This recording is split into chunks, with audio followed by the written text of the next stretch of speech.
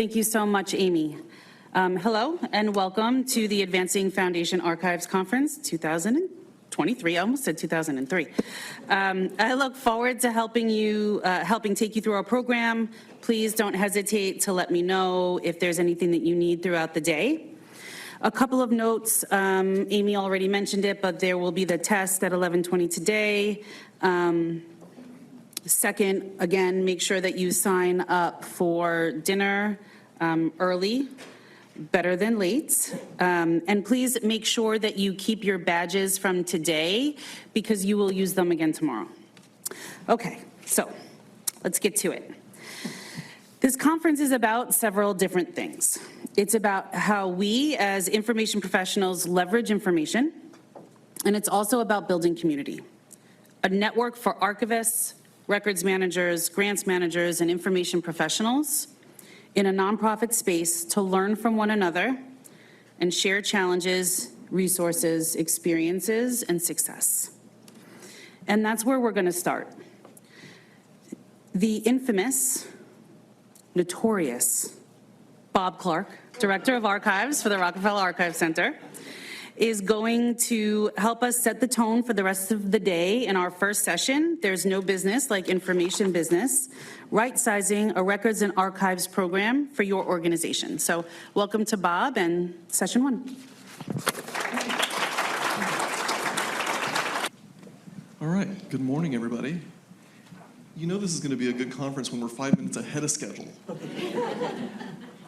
All right, I'm Bob Clark. I'm Director of Archives at the Rockefeller Archives Center, which is one of the co-sponsors of the conference. And since we have a little time, I first want to just reiterate Amy's thanks to the hidden labor that makes these conferences possible, the amazing AV team of Bailey and Adam in the back, and Beth and the facilities and events team. So thank you for what you do. We see you. I also want to thank Amy Gibson in particular. This conference would not be possible without our local arrangements subcommittee, which was very organic, of Amy Gibson from the Gates Foundation and Jamie Qualino from the archive, from the Gates Archive. They made all of this happen, this wonderful space, this wonderful experience. So thank you to Amy and Jamie for that. Own your own story. What a great way to start the conference. Each of your organizations has its own story. And because of that, you may think that your records and information and archives issues are unique too. They are not. The goal of this conference is to build a community of like-minded, like-interested folks across foundation land and nonprofit land who can support each other. And when this amazing panel was having its organizing conference, Nettie Gould from the Naha Ilahi Fund asked this question: what does the records and archives community look like? And that made me think, what does it look like? First of all, it looks like who's sitting at your tables, and it looks like everybody in this room. In order to build community, we have to understand each other.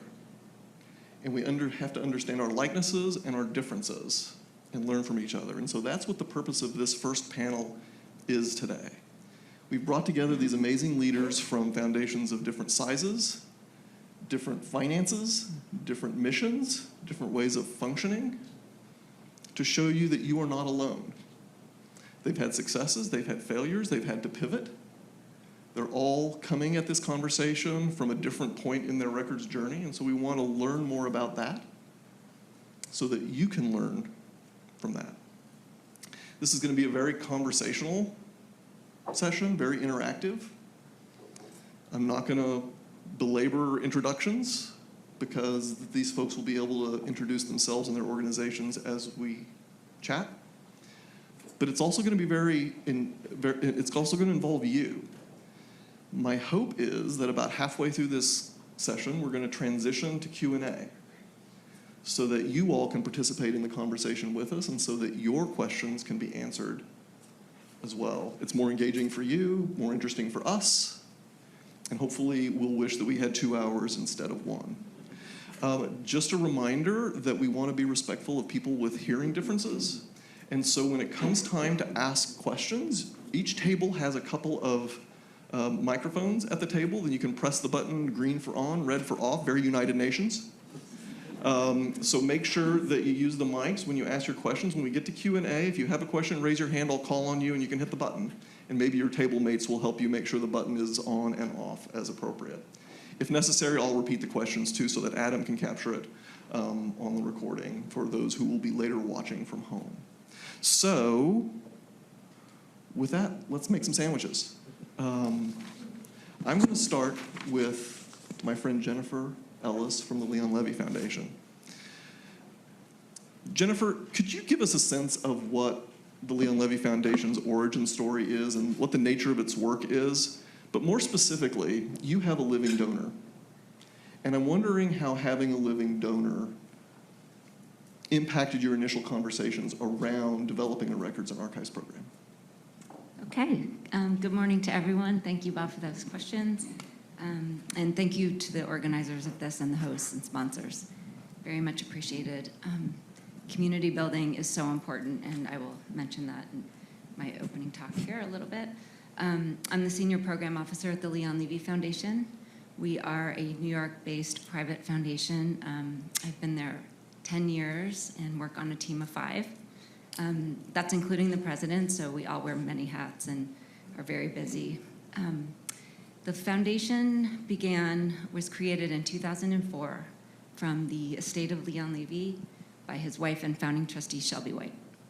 Shelby is in the office 4 days a week when she's not traveling and 100% involved, and it makes for a very impactful and dynamic working environment, being that close to the original intent and philanthropic decades of her and Leon Levy's work together, and then continuing that on and having that in real time is extremely meaningful to me. We give to 6 program areas. That would be neuroscience, arts and humanities, nature and gardens, study of the ancient world, human rights, and Jewish culture. It's a mouthful. So that's a lot for 5 people. The mission statement is a great entree or segue into the discussion of archives. And our mission is the preservation, understanding, and expansion of knowledge. So right there, you can imagine our archives program excuse me, fits squarely into this mission statement. We have been giving to archives since 2005. We give a range of grants, so it started out small, it's grown, very robust program now. We are one of the biggest supporters in the New York area of archives. We give everything from small one-off grants that might be rescuing deteriorating boxes in a basement, all the way to large multi-year grants that are a real investment in these institutions and enable them to build customizable digital asset management systems. And these dams have proven extremely valuable. They've also, well, they're used institution-wide once they're developed and in use. They've elevated archives and the archivist departments. The content is used, and ideally in one of our primary missions within our archives program is to make much of that available globally to researchers, the public, to share. Transparency is very important. So that's our grant giving. But another very important aspect is community building. And we hold a roundtable every year, and it's with past and current grantees. So it would be the head archivist from each organization that I've worked with that have received grants. It's very much look forward to, and these days so much came out of them. I really started to think, how can I get these people together more often? And so much comes from that day. I think we can really learn from this and use it. And I wanted to make sure the archivists, again, the field is elevated. The archivists tend to work very solo a lot of the time. They are the unsung heroes, and they provide so much. So the pandemic hit, and it presented a real opportunity. I was getting all these frantic calls from archivists, even people I hadn't worked with in a while. They were panicking. They didn't know what to do. They don't know how to work at home. Not that I had the answers, but I think they thought of me just as someone that gets them together. So I decided, instead of taking all these separate calls, to get everyone on a Zoom, and I can't tell you the tears, everything that went on, on personal level, but of course professional. They were, in some cases, afraid that the recent grant that they got was going to be commuted to general operating, because these are mostly humanities and preservation organizations, but also performing arts, museums. Doors might close. Anyway, so it went from a real triage every 2 weeks to, once things calmed down, to once a month Zooms. And it just turned into such an important, impactful outcome every month. Not everyone participates, but it's a really good showing usually. And they just talk about best practices, challenges, you name it. And from this has come collaborations, partnerships. We did a DEI working group from it. We do field trips, which is really fun. We'll do, someone's got something really, a neat exhibit coming on, or this or that. So I arrange those. We will come up to Rockefeller Archive Center at some point. They were delighted with that. So I'd be happy to talk to people over the next 2 days more about the archives community, but I just adore everyone in there. And it's really become a known entity in New York area, in the New York City area. So anyway, so that's our archives program. So now I can pivot myself and just start with, to answer Bob's question somewhat. The cobbler's children has no shoes. So we are coming up on our 20-year anniversary, and last fall I really started to think what that means, everything we've accomplished. We've started big initiatives that we are a spend-down foundation, which is important to note. And we have created centers and initiatives that will go far beyond when we close our doors. And we have a real story to tell now. And also looking at where we are now and in our arc and trajectory. There's no end date yet, but it's imminent. It's out there, but it's really important to start thinking about, what about our records? And I'm ashamed to say we didn't even have an official records management policy. We had a draft that Bonnie and Meg were, they took a look at it. I'll get to that. So I was wondering how to tackle this, and serendipitously, I received this general email from the Bob Clark, and it was, I believe, early in the winter, and I was like, this is the perfect brain to pick, and it dropped in my lap. So I wrote him just randomly, and he wrote me right back. We met shortly after. He had incredible ideas for me. I felt like I had a path, and we talked and we talked. I brought all these ideas to the trustees board meeting in the spring, and they approved a partnership with the Rockefeller Archive Center.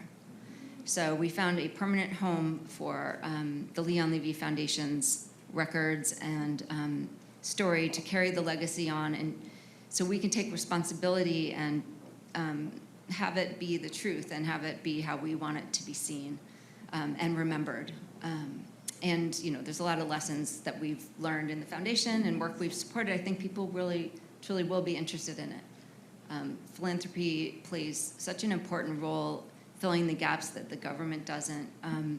And historically, these big foundations were not that transparent about what they were doing, and now that's really shifted, and I think that that's so important, and that's really a lot of the reason why we're all here, is to think about our own records. People don't tend to think about their own institutional records as much as they should. So I wish that was the fairy tale ending.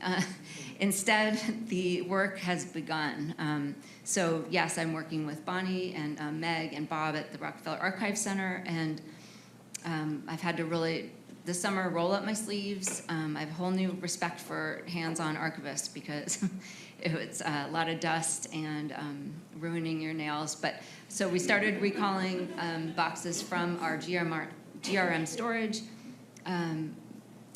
It's a lot. It's very challenging. I've run into some challenges already, but I'm so glad we're doing this work. It's also really interesting. And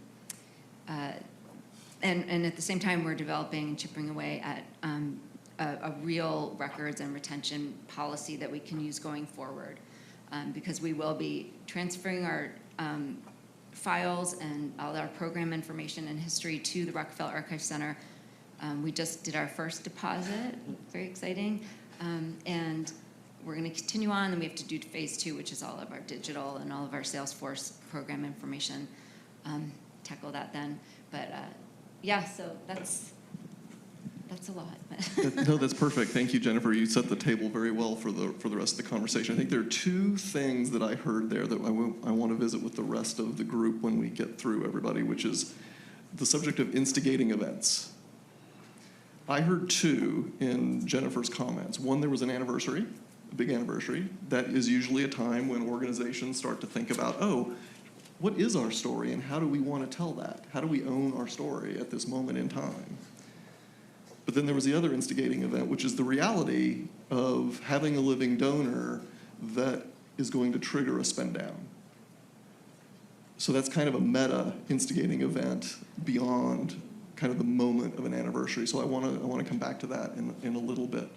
Thank you, Jennifer. I want to go next to the person to my left, Lillian Ballesteros from the Latino Community Fund of Washington State.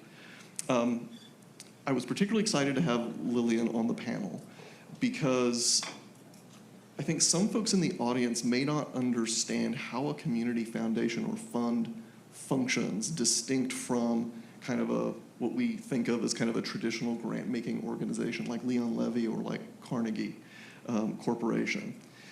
Can you describe for us how a community fund or foundation operates, and in particular, what kind of work does your organization do? Thank you so much. Thank you, Bob. Yeah, instigating events too.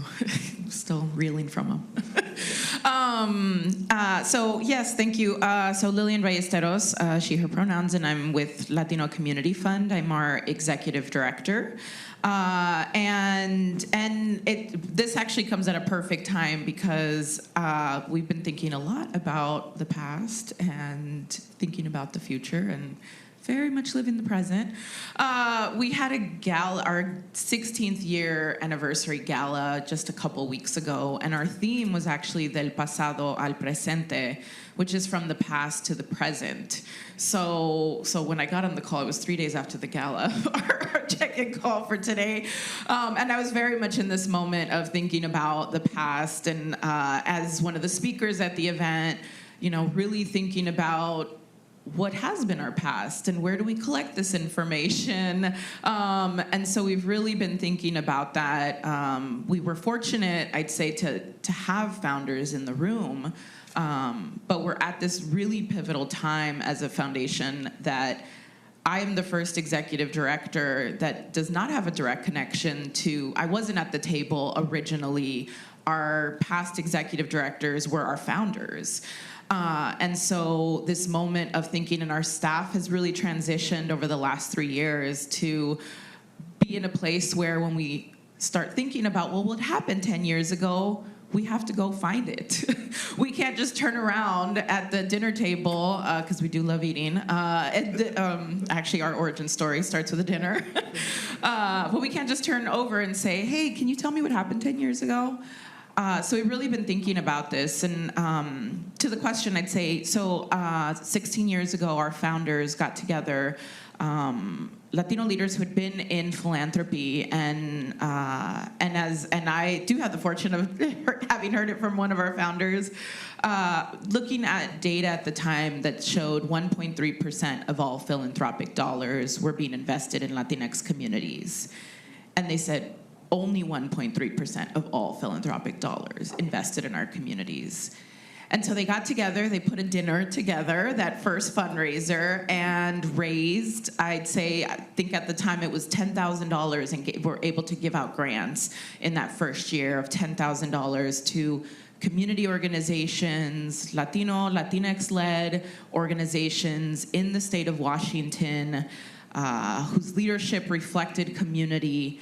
And so that was really that origin. And so for us, being a community foundation has meant, and I might even complicate it more because I think we're still even trying to define that. I mean, the IRS gives us enough compliance definitions, so I won't be an IRS expert up here, but For us, what's been really key is that we have programs. Our staff are doing organizing, movement building work in their daily work. We have a youth leadership program. And we have a community grants committee where community members come together, make decisions. We've had teachers, students, nonprofit staff members, people in tech who are coming together and making decisions about where to grant out money. They read nomination forms in English and Spanish. They make those decisions together. And so for us, really that piece around compliance has been being a community foundation, having government funding as part of our resources. There's a lot of compliance that comes along with that. There's a lot of making sure that our documents are public in some way. There's a lot of accountability, I'd say, as a community foundation to our broader community in the state of Washington.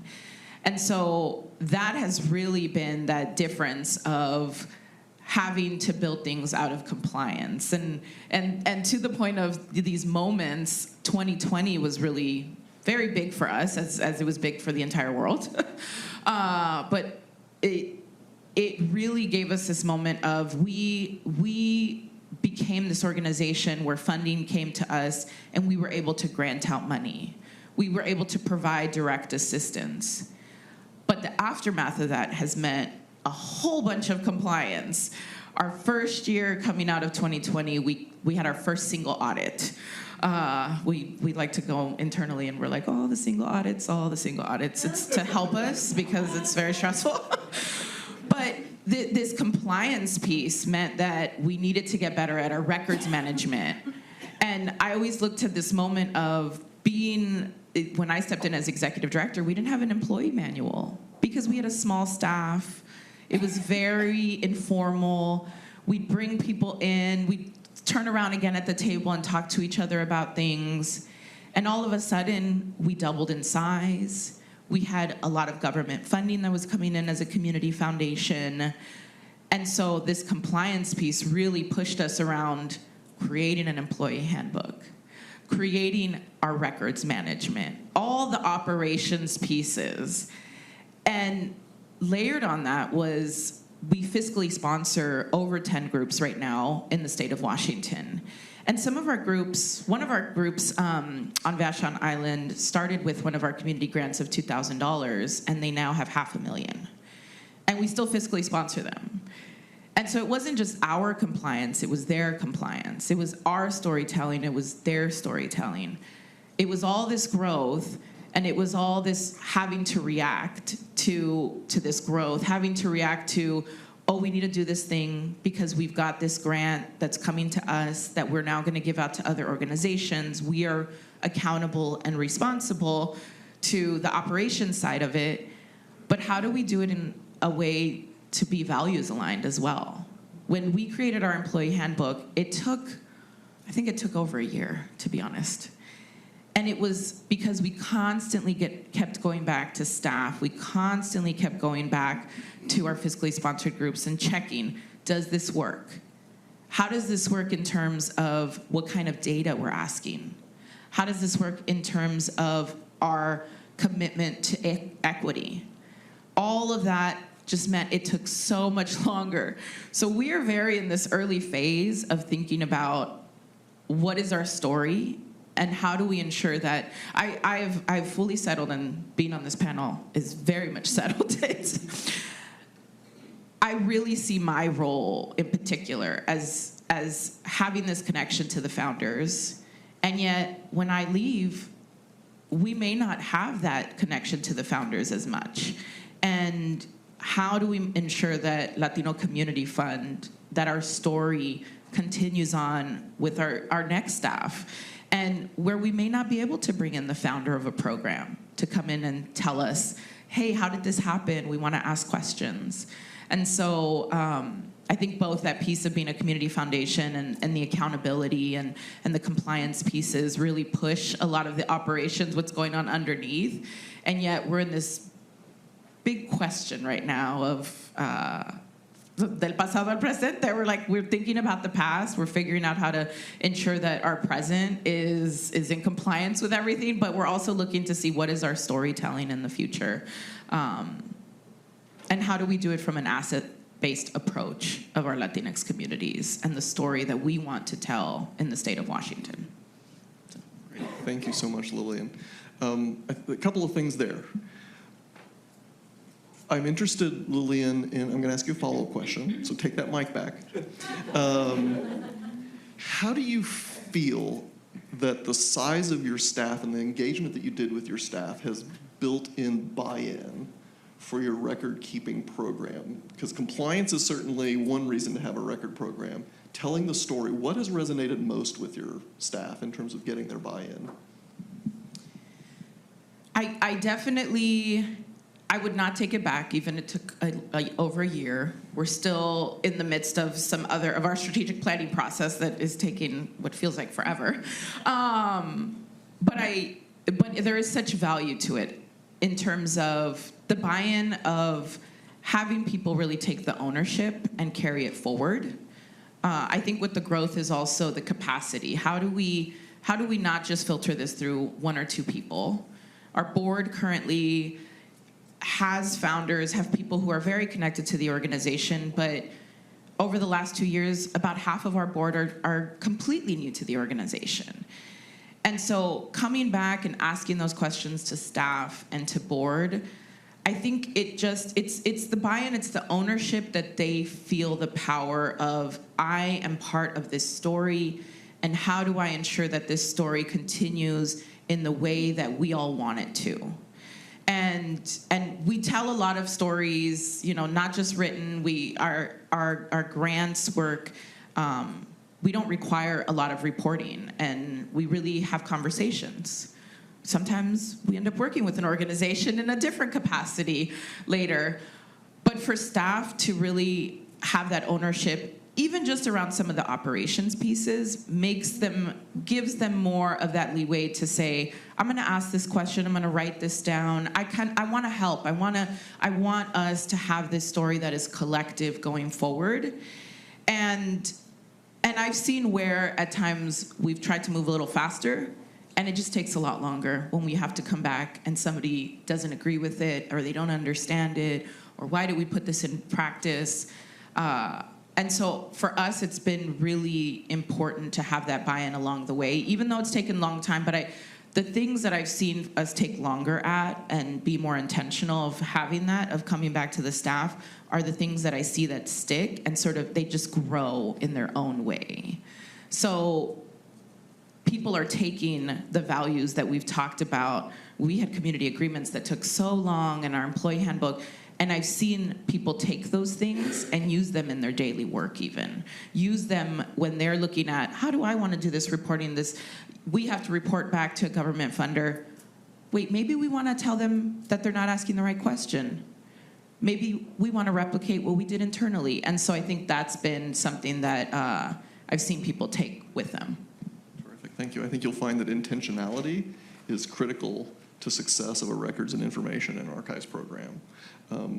Everybody wants it to happen fast. It can't happen fast. This is organizational, cultural change that you're making happen. I want to shift from the leaner organizations on the stage here to one with a different perspective. Roland Kennedy Jr. is here from the Carnegie Corporation of New York. And Roland, I would love for you to give us a sense of the scale of Carnegie's records and archives program, and how does the size of Carnegie itself, how has that affected the way in which you can implement records and information management at the organization? Great, thank you, Bob. Good morning to everybody. Again, name is Roland Kennedy Jr., currently the Director of Grants Management at the Carnegie Corporation of New York. For anyone that has worked in grants management or worked with grants management, you know that it is a intersectional discipline, not a pure science. So my role encompasses the compliance and due diligence of all of our grant making, as well as the archiving work streams. And recently, as of 2022, we added a data governance and analytics capacity to the team as well, which I'll get into in a second. So we grant anywhere from $175 to almost $200 million a year. We are a democracy funder. That includes U.S. democracy, where we focus on voting rights, census, and immigration work. So clearly, the last year has not been boring. It has been very active, a very stressful year, just domestically. Also on the education side, we fund civic education, public understanding, and equitable systems in education. So also things that have been recently under attack in our current political climate. Internationally, we fund almost 2/3 of our grant making. That includes Euro-Atlantic security.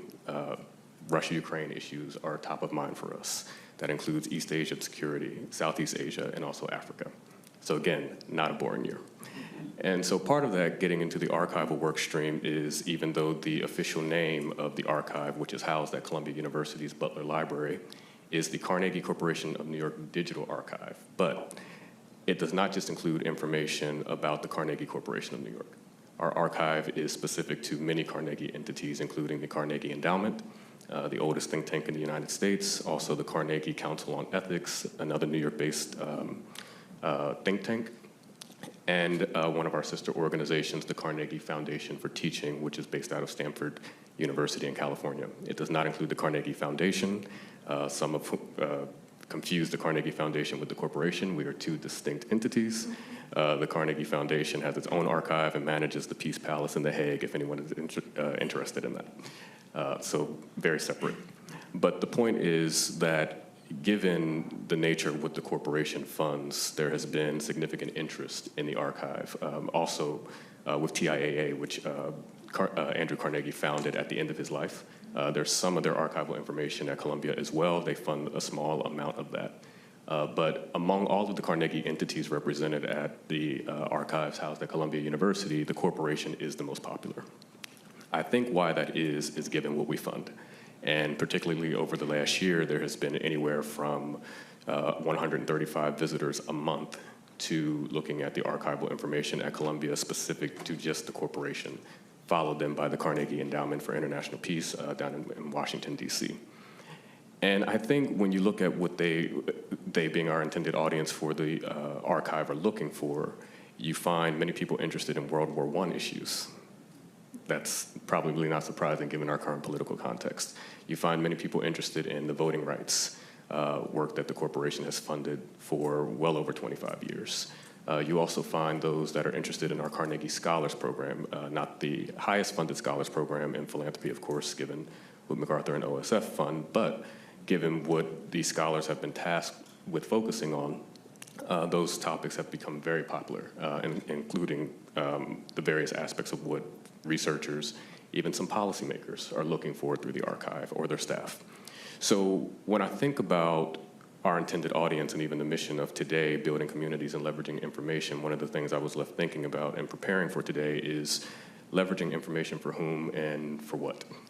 And that's one of the things that we are thinking about internally at the corporation, given that records management, grants management, and also data analytics and some of the AI components that we are exploring are not disjointed from how we are thinking about the archival work. And again, I'm not an archivist. My team is not, they are not archivists, but we do work very closely and collaboratively with the archivists at Columbia University. And one of the things I noticed when I started is that we didn't meet. And so that was one of the things I changed when I first started in this role, is incorporating quarterly check-ins, both in person and virtually with the Columbia team. We meet once a year at Columbia, once a year at the corporation, and twice virtually. What we've learned through that process is that collaboration really is generative if you set that intention up front. And so part of that is, how do we want to leverage the Carnegie Archive for the future of work? How do we want to leverage the Carnegie Archive for those that are looking for information then that becomes data, because all information is data, but not all data is information, right? And then when we think about for what actions do our intended audience want to take, and making sure that the archive is set up in a way for them to get that data as clearly and succinctly as possible. And so part of that is the next iteration of those conversations is around how do we want to structure the Carnegie Archive in that very way, in a more data-focused, actionable data-focused context. And whether it's academic researchers, whether it's a staff assistant or legislative assistant in Congress that's looking for information to inform policymaking, which is also core to many of our sub-programs at the corporation, we want to make that easy. And so part of making that easy is removing, the heavy lift of a more antiquated archival structure, including the website, and getting something that is more searchable, where there could be saved searches, where there could be better tags for racial equity, for democracy, for voting rights, for census, and making sure it is, again, easy. Because I think sometimes when we think about the word archive and data and information, these are big words if you don't give them a clear direction. And so that's been the focus of my team over the last year. And I also think when you take an organization that is well over 100 years old and an archive with the earliest information, I think that goes back to 1872, and you have conversations with Andrew Carnegie and Booker T. Washington around the early establishments of Tuskegee University, around his World War I interest, around his prenuptial agreement, which you can find in the archive. It's public information. Those are the types of things that are interesting. But again, I think in a present context, when we're thinking about what is the purpose of an archive for today, I think, again, I encourage you to go back and think about who your audience is today. And not just the audience that you think is your audience, but do you have data from your communications team or from who's using your grants management systems or who's engaging with your website that can inform then how do you want to structure an archive that is intended towards actionable purposes. And so that's the conversation that we're left with right now at the corporation. Wow, lots of good stuff there. For whom and for what? I think that is a critical question every organization needs to ask itself when it's thinking about a records program and an archives program or an archives program. You can't have archives without records and information management. Archives are the byproduct of that process. But for whom and for what? It's a question that doesn't really have any wrong answers. It's got to be appropriate for your organization. Different organizations are going to come down on the for whom and for what in different ways. So I think that's one of those things that we want to try to flesh out during the course of the day and help you and your organizations think about for whom and for what are you doing this and what do you want to get out of it? The difference between information and data. That was a great phrase. What was it? All information is data, but not all data is information. In the digital age, we're overwhelmed with data. But it's quality over quantity. There's also this kind of theme emerging too, which is the transition from paper-based records and archives to the digital space as well, and the changes that has wrought in terms of your approach to managing the records, the physicality of the records of paper, and then what do you do with the digital records that are locked in your system, and how do you unlock the data that's in both, perhaps, through more effective access points. So whether it's for an internal audience or an external audience, how can you unlock that information that's trapped in there? Thank you, Roland. I want to turn to Nettie Gould now from the Naha Ilahi Fund. And I would really love it, Nettie, if you could just start us off with sharing with us the important work that your organization is being done locally, and give us a sense of the size of the organization, the nature of its activities. Sure. Thank you, Robert. Good morning, Shismaisky. My name is Nettie Gould. That is my English name. My Indian name is Halikas. I'm from the Yakama Nation. Sorry, my voice is a bit scratchy. I first want to preface the importance of that. That is a dual identity. I have a traditional name and I have an English name. And I work for an organization that has that same similar identity. Naha Ilahi Fund, that means Mother Earth. And what we do, we are a regranting foundation. We regrant 5 different organizations. Thank you so much. The first one being food sovereignty, the second being Seattle Arts, the third being green infrastructure, the fourth being power of ceremony and healing, and the fifth being missing murdered Indigenous women. So we have 5 different categories that we're focusing on in our communities on a regional level. We service 5 different states: Washington, Oregon, Idaho, Montana, Wyoming, and we also work with First Nations up in Canada. And before I get into that, I really want to share a lived experience that is unprecedented and is imperative to the work that we do at Naha Ilahi Fund.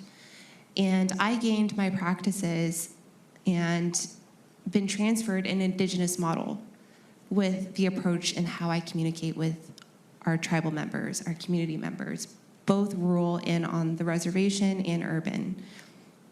And that is interpretation. When I first got into this work, it was very important for me to understand my audience and the harm reduction practice. What does that really mean? What does that really look like for an urban Indigenous Native woman like myself? I was born and raised in Portland, Oregon, later moved up to Olympia, and naturally I'm from the Yakima Reservation, but I was raised off the reservation. How do I interpret different geographic language and vocabulary from what I'm learning in school to coming back to my people and fulfilling a need? That is a very complex dynamic in the work that we're doing today. And I think it's very important for us at the Naha Ilihi Fund to provide coaching services, both, inversely for people who are working at Naha Ilihi Fund, but also for people on the reservation who need that support. So being that bridge is the most complex area of the work that we're doing in the archive challenges that we're incurring. And the complexity with that is interpretation, going back to that. I want to share a story of myself back in 2019, right when the pandemic hit. I was in grad school, and I really wanted to learn under my grandfather, Chief Johnny Jackson of the Yakima Nation. He'd been the chief for over 80 years. And I felt it was my duty to learn under him his practice as a tribal chief and learning, quote unquote, as he says, the Indian way of life and understanding that and what that means when I'm servicing our whole tribe. And what he taught me is that there are 3 different translations. There is a reservation language, there's an urban indigenous language, and there is a river language. People who live on the river and practice the traditional values every day, who are taking care of the fish and are taking care of the water. Reservation, people interpret traditional practice completely different. And then, of course, urban natives completely are kind of away from those practices. And how he described to me is to be very, very careful as we're listening to our people and understanding where they're coming from and where they are. And truly, that's meeting where they're at. And for us to do good work, we have to really be centered and know exactly where these people are coming from in their walk of life. And then to be a translator for that, for grants, for partnerships, for collaboration, and sharing those resources. And today, as I come to the Naha Ilihi Fund, I'm using that as an indigenous model. And it's unprecedented. It still needs work. We're still learning every single day. And providing that coaching to our staff right now, and also providing the coaching to some of our grantees and building those relationships. But an example of a practice is listening and gaining that trust. A lot of the time, if we just go to our people, our grantees who are receiving these funds, and just do a site visit, listen to their story, and before we ask any questions, to just be present, to just learn, to just see. Then later on, the archives and the stories will come. But first, it's building that trust, just being there in person, meeting them for the first time. And that's what I've learned using the model that I've received in my practice from Chief Johnny Jackson and implementing it into my work today at the Naha Ilihi Fund. Thank you.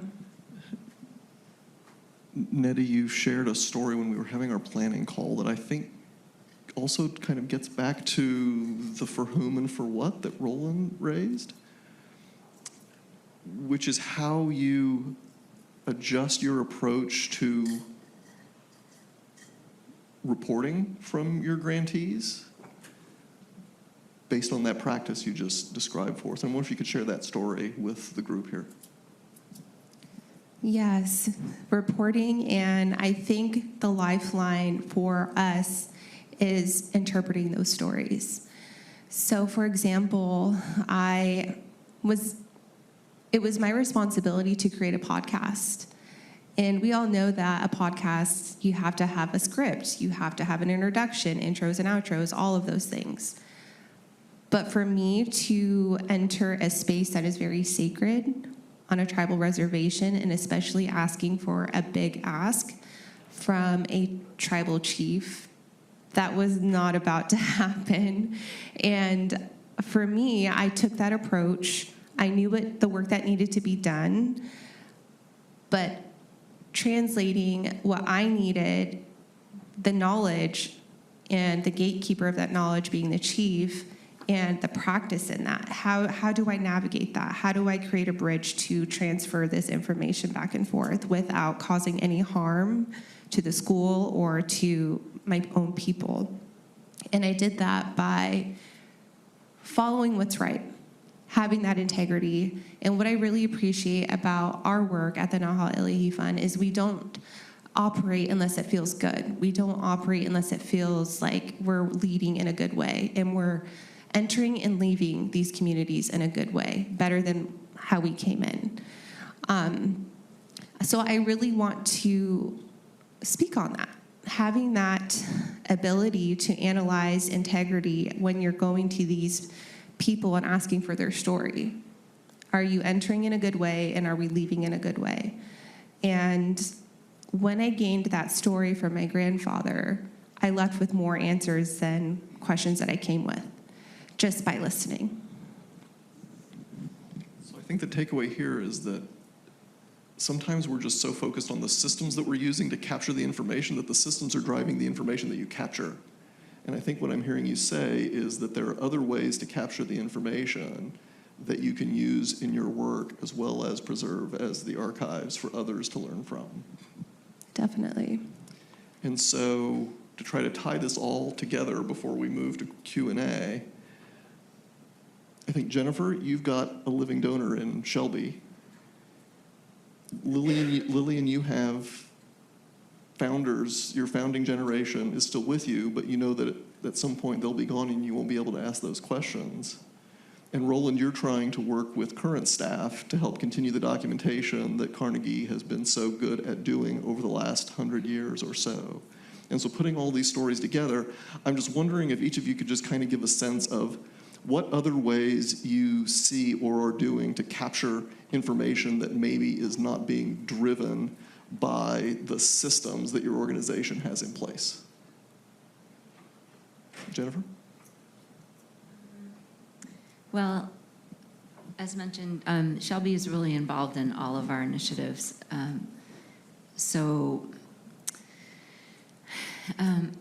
It presents some challenges with the archive and speaking about the spend down. So up until recently, we didn't really talk about being spend down, actually. Now that we're turning 20 and I'm redoing our website and we're doing all these other things to celebrate this milestone, it's come up, and it's come up in our board meetings. Our board, our trustees, it's only four trustees, so very small.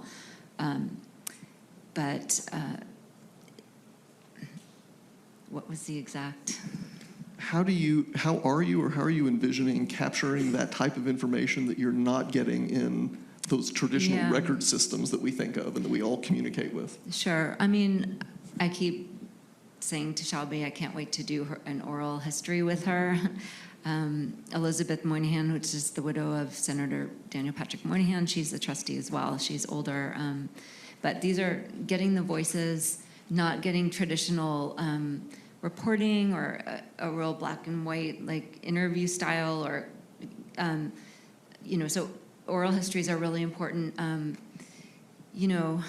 I'm capturing our archives community, and we similarly in our neuroscience program, I don't manage that one, but we bring together the big institutions there for a symposium. So these are all ways, I think as a funder, we really go above and beyond and offer more than just a grant that's funds and expect a report back. We really do put our grantees together. We get very involved in the work, And this is captured by, be it a press release or an exhibit that we support that was sourced from the archives that we funded, all kinds of programming, and inviting our other grantees. So capturing that, yeah. Lillian, what are your thoughts on that? I will say I'm reflecting a lot on the for who, for what, this piece around intent. And for us, I think one thing that really comes to mind is, so in 2021, we went across the state and did these listening sessions. Were kind of just our excuse to like hang out a little in person once things started to open up, and we said let's have some food together, and really had the intention that we were going to give out grants. We knew what the end goal was. We didn't want to show up and tell people what was happening. We wanted to hear, and we really wanted to use it as a moment to connect. But one of the things that really stuck out to me is we were in Moses Lake. We were in central eastern Washington area in a rural community, and we were at a community center, and we had a group of leaders around the table, and we were all eating, and we were asking, kind of what's going on in the community, what are ways that we can connect and do work together, what are ways we can support and amplify what's happening. And one of the things at that time, there had been, so in Washington State, the Immigrant Relief Fund had rolled out because so much of our immigrant undocumented communities were left out of support during COVID. And the leaders at the table were saying, oh, well, this Immigrant Relief Fund has been so great, and it's so great that the governor did that. We had this moment where we kind of stopped and said, the governor didn't do that. Let's be clear. I mean, he signed off on it, great. But the reason it happened is because you at the table, and you at the table turned on your computer and told the governor what needed to happen. And immigrant and undocumented leaders in this state of Washington did that advocacy to make this happen. And they were like, oh, did we do? I said, you did that. You did that. And so I think so much around that, like this narrative, and when I think of these like informal ways of how are we collecting stories, I do think it is the leaders themselves. We've had staff and board members who have run for office and are in leadership positions and have started their own organizations. And I think as we think about an archive program, it's how do we actually capture that as well? That maybe it isn't just in a grant report that this thing happened, but how do the leaders themselves carry this story? And this mix, right, of how do you formalize that and put it down, maybe on paper somewhere, but also how do they live that in a way where now they're taking that information, taking their leadership and changing a policy or starting an organization in a community. And so I think that for us has been the how do we capture both? And that's, I think, where the ownership piece around staff, for them to see, there's been so many times where people go, that happened here? Oh, that person used to work here? Oh, they were part of the youth leadership program here? And the fact that we're missing that, I think, for me, has been that hard piece around when we talk to people. I mean, when I talk to my mom, she's like, well, I don't matter, right? Latinos don't matter. Like, I'm Mexican. It doesn't matter. And how do you change that narrative? And so that for who and for what is really resonating with me, because it's about carrying on the legacy of the intention of the work, and for people to feel that they do matter and that they can take that step in leadership or just feel that that is their community. And so I think it's also the leaders themselves. How do they carry that on? Yeah, that's a great point. Helping your staff understand their own impact is a really valuable reason why you should undertake programs like this. Roland, any thoughts on how Carnegie's approaching that type of work? Yeah, very briefly. So the corporation has been engaging oral histories, mostly internally with staff, over the last, I think, decade. So predates me. But part of that is the challenge to Bob's question is how do we expand that beyond just staff, and think about engaging our grantees in oral histories, giving them opportunities to do alternative reporting, including utilizing oral histories as part of their grant reporting requirement. as a way to move away from written reports is something that we are thinking about. We have not implemented anything like that yet, but it is on the table. Another question that comes up and a challenge for us is, again, what we fund. As a democracy funder, again, as someone that used to work in legislative government, I'm reminded that anything that can be voted on in a legislative body is a democracy issue, from ASPCA, lobbying, all the way up to attacks on our voting system. The challenge with that is that democracy has philanthropy has a very limited view, I think, on how we categorize democracy. And again, that typically is voting rights, effective governance systems and practices, and media and journalism sometimes is summed up into that as well. That's limiting in how you think about the percentage then of philanthropic dollars that go into democracy funding as it's defined by philanthropy, which is only about 2%. So that creates challenges in terms of what stories from the field we can leverage, for oral histories and archiving, and how we can apply that to what our own grants are doing. That's something that is an ongoing challenge. It's also a challenge when you work for an organization where we may be the largest funder of, again, Asia Security, Euro-Atlantic Security. The corporation is the largest private funder of those topics. So again, you have very limited funders that engage in that work. You have safety issues as well in terms of who may even want to talk about that work, given, the current political context, past and present. So the oral histories is one way of getting to that. I think creating more anonymous structures may be something that is useful as well, that has come up in some of the strategic data conversations. But how do you protect those that are providing, that level of detail, while at the same time ensuring that the information that they do share is useful to the field? So those are some things that we're exploring, both challenges and opportunities there. Great, thanks, Roland. I'm cognizant of the time, and I want to make sure that we get some questions from the audience in. So who has a question for this amazing group of folks up here? Somebody going to break the ice for me?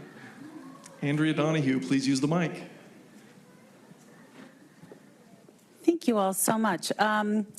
Lillian, I feel like you kept alluding to something around sort of the institutional memory starting to go away and forgetting.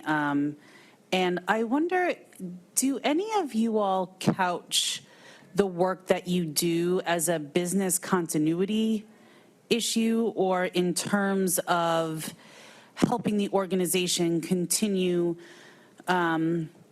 its work when somebody has left, or Roland, you just said it, leveraging that information for current decision making? From my perspective, it's really about the continuity of operations and the work. And so I was just wondering if you all thought about your work in that way, and if so, how is it working for you? Please, Nettie, you ready? Yeah, that's a huge challenge I've seen in multiple nonprofit spaces that I've worked for, is that continuity piece. And now that I've moved to this organization, which is completely different, to each our own, that Naha Ilihi Fund, we just have a different practice in the way that we are approaching continuity and developing a framework that has no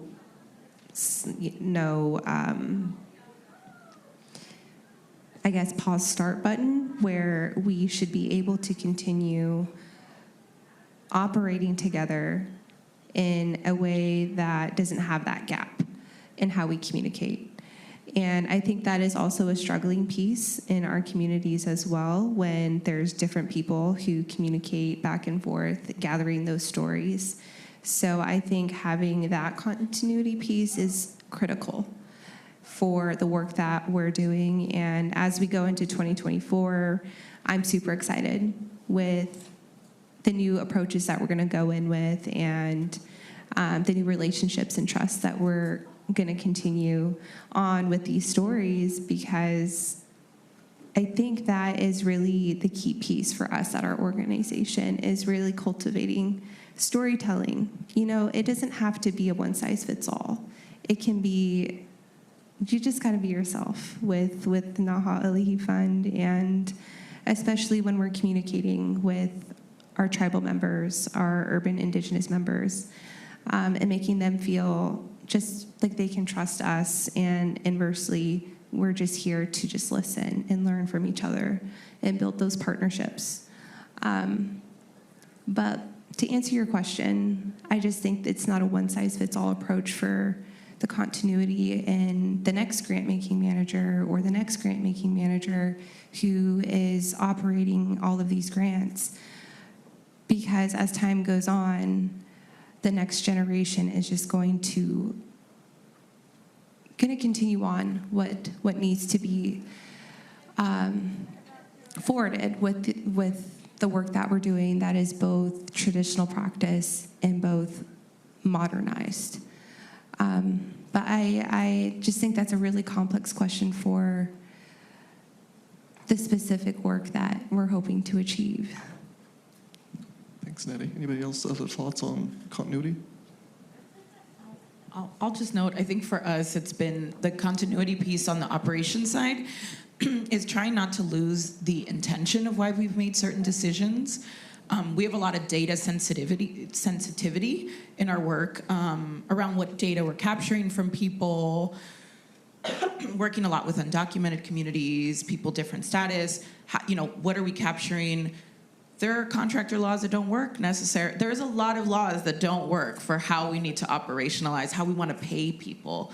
And so that's been a big piece of how do we make sure that our next operations person understands the intention behind this operations document, but how is it values aligned with the work we're trying to do? How do we make sure that in 10 years, we're not hiring certain people because systems don't work for us to hire certain people versus how are we navigating that so that we are actually being inclusive when we say we want to be able to resource directly impacted communities, when we want to resource from a racial equity perspective? How do we do it when sometimes operations don't lend themselves to do it easily? And so we want to make sure that the intention, I think, is held both on the operational side, but values align with what the organization's trying, what the foundation wants to do. Next question. Yes. Thank you all so much. I wondered, my work is primarily in the communications and archives space, so I appreciated every time you discussed storytelling and listening and, how that gets transformed into an archive. We have at our foundation 3 specific but very disparate issue areas, and I, have heard from all of you that you've got a broad range. One thing we find ourselves doing is kind of like building a template for a key theme that we want to address with each of our, for example, one grantee from each pillar. And it just doesn't fit. It's hard to try to put that template onto incredibly different organizations and incredibly different cultures with each. I wonder if any of you could share an example of being flexible with your different grantees in terms of, many of you are leaders within your organization, but for example, if you were trying to send it up the chain that it's not all gonna look the same. It's not all gonna fit into this template or box in terms of communications and storytelling, and then the archives that come with that. I would love to hear examples of really listening and responding and the flexibility that might come with working from different grantees in different issue areas. Jennifer, any thoughts?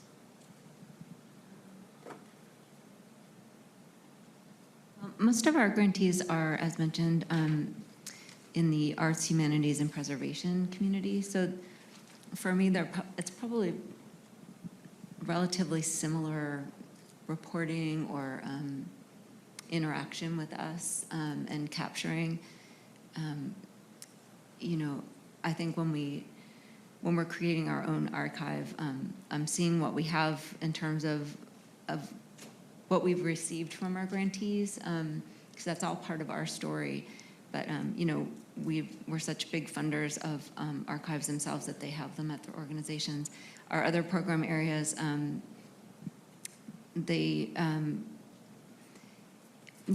terms of guess I should just say, at our foundation, it's probably not as uneven as Nettie and Lillian, so probably you're better. Yeah, I have a good example I'd like to share. We recently just ended the Power of Ceremony and Healing grant, and we had a great number of applicants, and some of them having no access to internet, some of them being over the phone applications, some having the ability to access the internet and submit their applications in a normal way.